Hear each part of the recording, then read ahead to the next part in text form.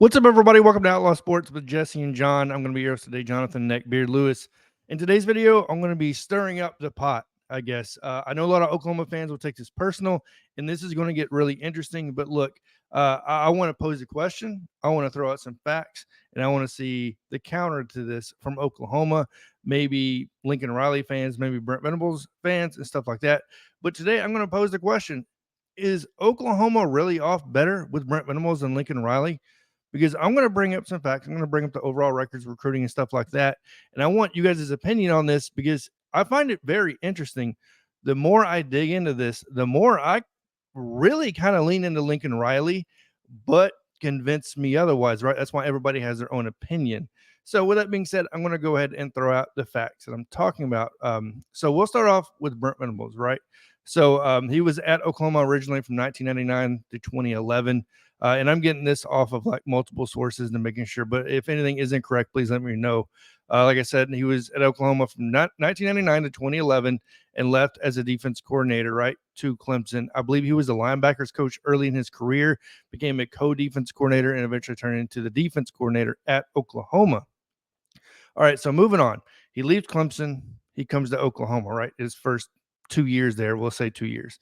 He goes 16-10 his first 2 years, 6-7 in his first year, finished seventh in the Big 12 and lost in the Cheez-It Bowl to Florida State and finished unranked in the AP poll. Goes 10-3 in his second year, doing great, right? Finished second in the Big 12 and losing to Arizona in the Alamo Bowl. And finished 15th in the AP poll. So definitely improved year to year when we're talking about overall record, the way the team looked and stuff like that.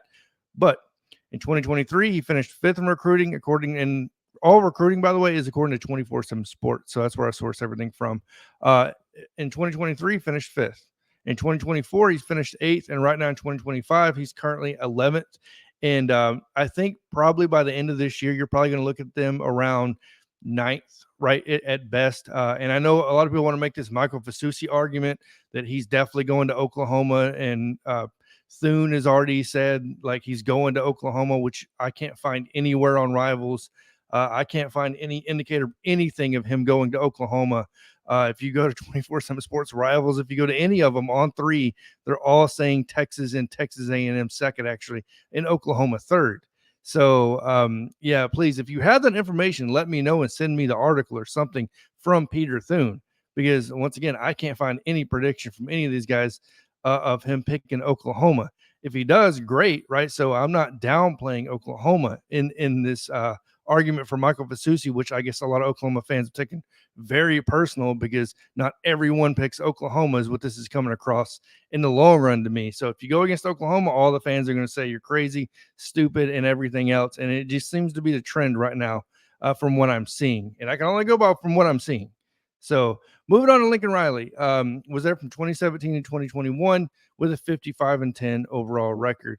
And I know a lot of people are going to make the argument of, well, look at how Lincoln Riley started being groomed by Bob Stoops, being handed the keys, versus the way Brent Venables had to start, which was Lincoln Riley leaving, taking Caleb Williams, taking multiple players with him, right?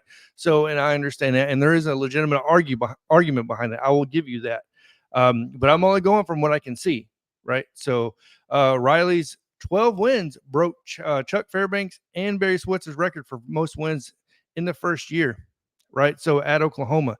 So that man was breaking records from year one. And we're talking about Barry Switzer and Chuck Fairbanks, which I know JPC loves Chuck Fairbanks. He always wants to bring him up as far as being considered one of the greatest as far as Oklahoma head coaches.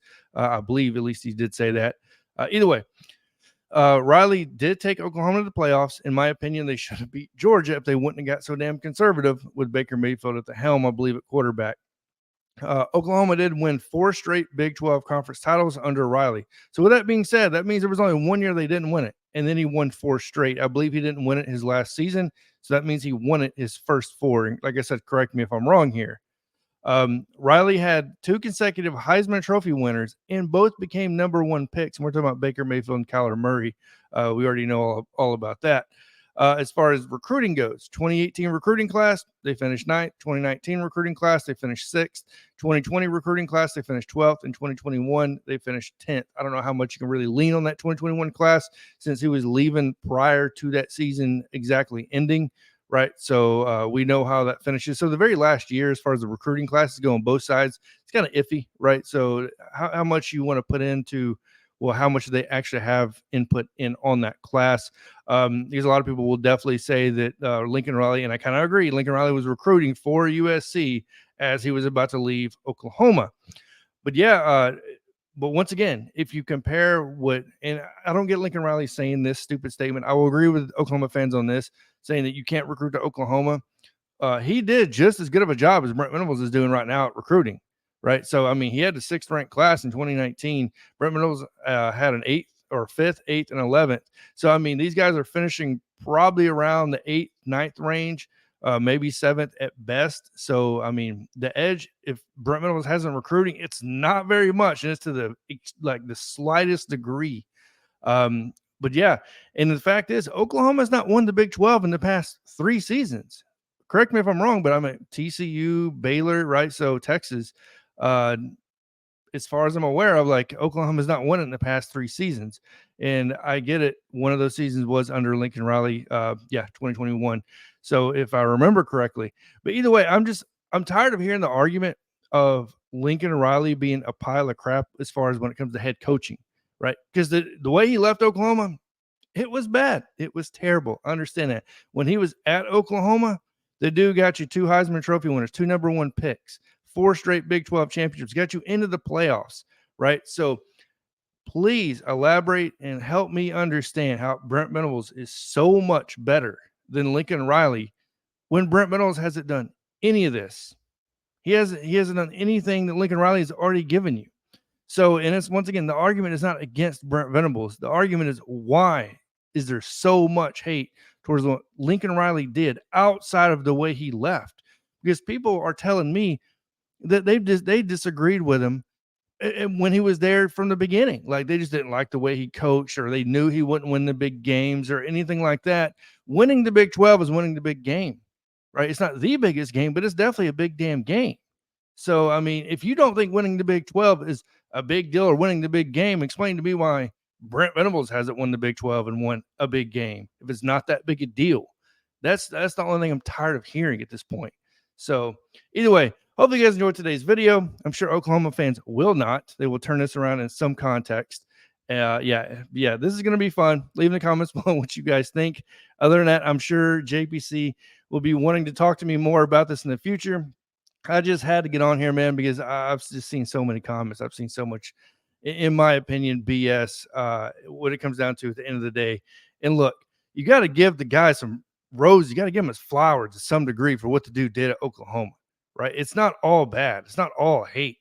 And it seems like that's all Oklahoma fans want to do. I'm not saying all, but it seems like that's what most of these fans want to do is just completely hate the dude from the beginning. And I don't know where it's coming from. Either way, hopefully you guys enjoyed today's video. Make sure to like, share, subscribe. And like I said, I'm sure I'll be on here the next couple of days talking about this again. Other than have a good day. And as always, from my end, well, no, I won't say that. We'll just say neckbeard out.